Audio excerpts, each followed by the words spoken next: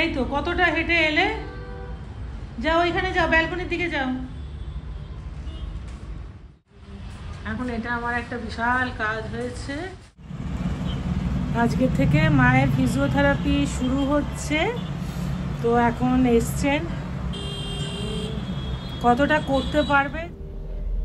Physiotherapist চলে এসেছেন, আর মাকে তো মানে বিছানা থেকে ওঠানোটা যে কি প্রবলেম, কিছুতেই তো আমাদের কথা শোনে না। যাই হোক, কোনোভাবে ওনাকে ওঠানো হয়েছে, আর এই এনজিও থেকে এই মেয়েটাকে আনা হয়েছে আর কি। তো মা দেখো একটু করে কীরকমভাবে, যাই হোক পরপর এক্সারসাইজ দেখাতে থাকছে। এক্সারসাইজগুলো কিন্তু খুব ভালোভাবে করছিল মা, বেশ ফ্রিভাবেই করছিল, কিন্তু হাঁটতে গিয়ে মায়ের অবস্থা একেবারে খারাপ। কোমরটা হালকা করে ওপরে ওঠাও, দুটো পা যতটা পারছো ভাঁজ করো।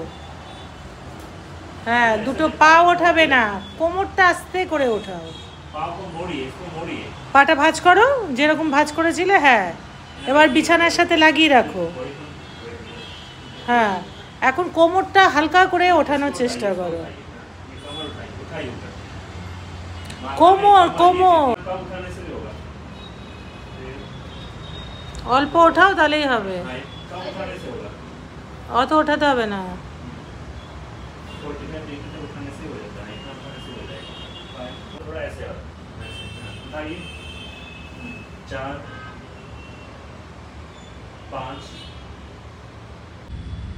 মায়ের আজকের থেকে হাঁটা শুরু হলো। কিভাবে হাঁটবে কি করবে মানে যাই জানে। পিঠটা সোজা করো। যাকে এনজিও থেকে পাঠিয়েছে সে এতই বাচ্চা, এতই ছোট্ট, সাইজে ছোট, ও কি করে করবে ভগবান জানে। দেখা যাক আজকে প্রথম দিনে কিরকম কি হয়। আসো, আস্তে আস্তে আসো। পিঠটা সোজা करो माँ, तुम बार बार बोलते रहना वो पीछे का ये सीधा करने के लिए। हाँ आशो।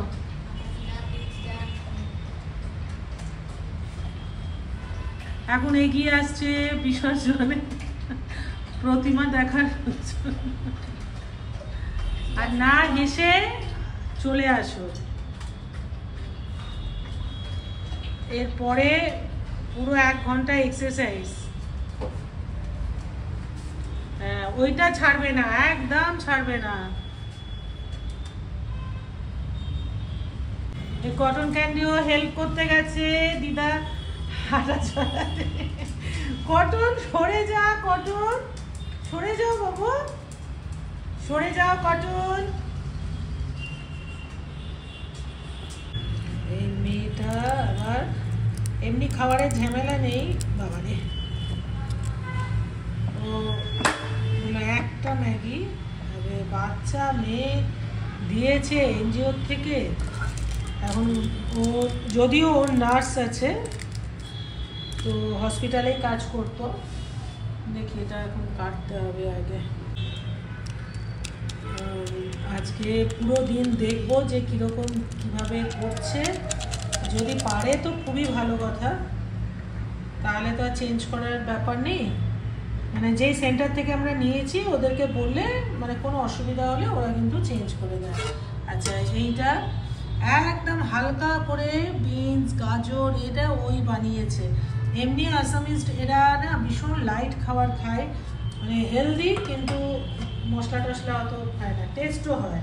তো যাই হোক, মায়ের জন্য বানিয়ে নেওয়া হয়েছে। এখন এটা করে এবার দেখি কি এক্সারসাইজ করাচ্ছে মাকে। আরে যা দিদাকে হেল্প কর। কটন তুই খাওয়ার সময় দেখো কিরকম ইয়ে খাবো, হেল্প করতে যাচ্ছে ওটা নিয়ে। আয় চলে আয়, চলে আয়, দিদাকে হেল্প কর। ও ক্যান্ডি না অবাক হয়ে দেখছে, ভাবছে কি ব্যাপারটা হচ্ছে, কি ব্যাপার হচ্ছে। আরেকজনকে দেখো, ও এখন যাবে না তো, এখন দিদার খাবারের টাইম নয় যে। যাও কটন, একটু হেল্প করো দিদাকে। ও কটন দেখো, ওটা ক্যান্ডি গেছে। ক্যান্ডি কি পেছন থেকে ঠেলছে তোমাকে? ওদের জলের জায়গাটা সরাতে পারতে। যাচ্ছে। ও মা তোমাকে ইয়ে করছে, উৎসাহ দিচ্ছে যে তুমি এগিয়ে আসো এগিয়ে আসো। ক্যান্ডি কোথায় গেল? ক্যান্ডি এই ক্যান্ডিকে দেখো না, ও বেরোতে পারছে না এখান থেকে। ক্যান্ডি এই তো কতটা হেঁটে এলে, যাও ওইখানে যাও, ব্যালকনির দিকে যাও, যাও তারপর ওই দিকটা একটু বসবে। বাপরে বাপ, নিজে না হেঁটে হেঁটে এই অবস্থা করেছে। ক্যান্ডি দেখছে মন দিয়ে একেবারে। আরে ক্যান্ডি ক্যান্ডি কিন্তু পেছন পেছনে দিদা যদি পড়ে যায় তাহলে তো তোর মাথাটা যাবে। ও ভাবছে কি হচ্ছে, ও পেছনে আছে দেখো, তোমার ক্যান্ডি পেছনে, সামনে কটন, পাশে ওই ওই মেয়েটা কি বলছে, ও কি বলতে চাইছে বলো তো? ও তো না, ও অবাক হয়ে গেছে। কি হয়েছে বাবা, চিৎকার করছো কেন তুমি?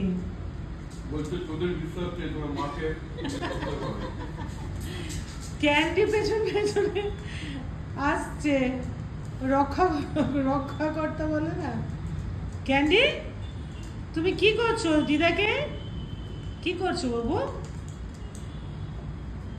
বসে গেছে লাস্টে দেখছে না, ও এটাও ভাবতে পারে মেয়েটা নতুন আছে, কিছু করলে ও মেয়েটার পেছনে রয়েছে, খ্যাট করে দেবে, এটা ভেবে ও পাহারা দিতে পারে। দেখো বসে বসে দেখছে, দেখছো? ক্যান্ডুমা কি করছো?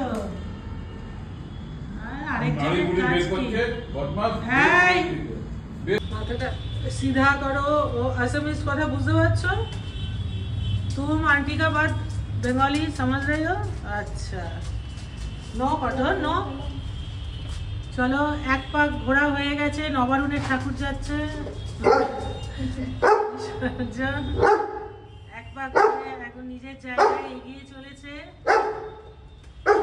সোজা হও মা, সোজা হও, আরো সোজা হও, ব্যাস তোমার রুমে ঢুকে যাও এবার। ব্যাস দিদা গন্তব্যস্থানে পৌঁছে গেছে, পৌঁছে গেছে দিদা। কি হলো এবার, কি হয়েছে, আর লাগলো আর কিছু? ব্যাস এবার কিছুক্ষণ রেস্ট নাও, তারপরে আবার এক্সারসাইজ হবে।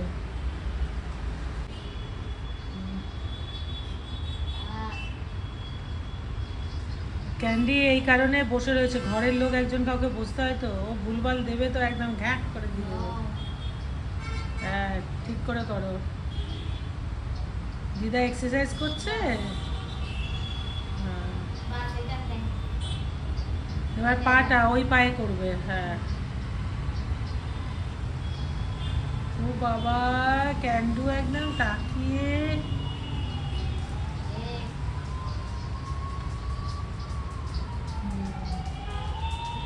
মনে করো তুমি এখন ফুটবল খেলতে নামছো, ওই যে এসে গেছে একজন।